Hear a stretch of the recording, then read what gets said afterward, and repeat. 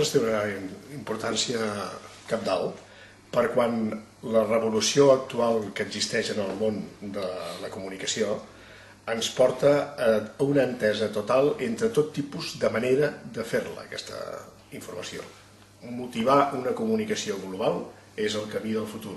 I el camí del futur passa precisament per no fer només la proximitat pura i dura que s'havia fet tota la vida amb la premsa local i comarcal, per exemple a Catalunya, sinó amb les proximitats en totes les àrees i formes de la comunicació, feta des de la ràdio, des de la televisió, des del telèfon, des d'internet, des de qualsevol mesura.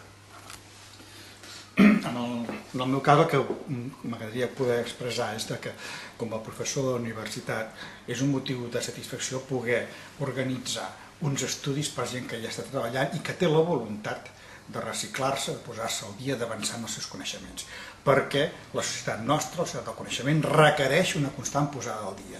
Això d'estudiar 2 o 3 anys, els que siguin, o 6 o 7 o 8 o 10, i després s'acabar fins a la resta que et jubiles, això s'ha acabat. El nostre món això ja no ho admet. Per tant, és necessari que hi hagi una oferta perquè ha d'haver-hi, hi ha una demanda d'una posada constant de coneixements al dia, d'ampliació de coneixements, sobretot a la gent que ve del món laboral, que ja té una experiència professional i que aspira a ser bon professional i, per tant, un medi que nosaltres li posem a les mans és aquest postgrau. I si se'm permet una apostila, afegiria la meva felicitació a la Universitat Autònoma de Barcelona perquè ha entès precisament que estem caminant molt endavant i que la universitat també s'ha de posar una o dues passes al davant del que és en aquests moments la formació dels professionals actuals de periodisme i de reciclar els que fa molts anys que l'estan fent. Perquè té molt posar-se al dia, oi? Els conceptes, les idees, etc.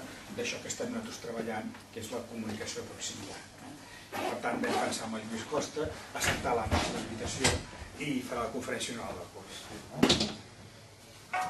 Jo, com us deien, soc professor en el grau de Publicitat i Relacions Públiques de la Universitat de Girona, faig classe d'Història de la Comunicació i llavors estem treballant en un màster que l'hem endegat aquest any juntament amb la Facultat de Lletres, un màster que es diu Comunicació i Estudis Culturals, que té la voluntat d'imbricar el que és la comunicació com a tal i els aspectes més tècnics, diríem, de la comunicació amb una vessant més humanística, una vessant més lligada a la interactivitat. En aquest sentit seria, si algú em fes dir a partir de les noves tecnologies què defineix més la comunicació local? Sí, jo crec que la irrupció d'internet està força bé, però jo crec que els periodistes nous surten amb unes dinàmiques i amb unes mancances molt reals a l'hora de fer un periodisme i sobretot amb el tema de proximitat de carrer. Llavors estem molt ben informats del que succeeix al món via internet principalment i jo crec que estem malament informats en el moment que ens adrecem al món local, entre altres coses perquè penso que es nodreix molt de totes les vies de canals d'empreses de comunicació, en fi, de tot un món molt mediatitzat, molt vinculat a determinades tendències que en definitiva això es tradueix com mitjans de comunicació moltes vegades o bé té una informació molt via internet molt global o té una informació molt de roda de premsa o de convocatòria o de nota de premsa mai elaborada per el propi periodista a nivell de carrer, a nivell de relació pròpia. Actualitzar la teva informació i no deixar-la reduïda a la descripció del fenomen a nivell molt local i tal, però això del periodista de carrer, això és una figura que jo penso que no es perd ara, ja fa molts anys que s'ha perdut, diguéssim, i que el tema de fonamentar la informació a partir de la roda de premsa, la qual cosa a vegades són roda de premsa que no permeten ni preguntes, la qual cosa vol dir que encara et quedes més... Les rodes de premsa és inviable i és totalment... no és... econòmicament inviable. Entre altres coses perquè penso que si realment el professional local, del món local, elabora una informació, això representa un temps.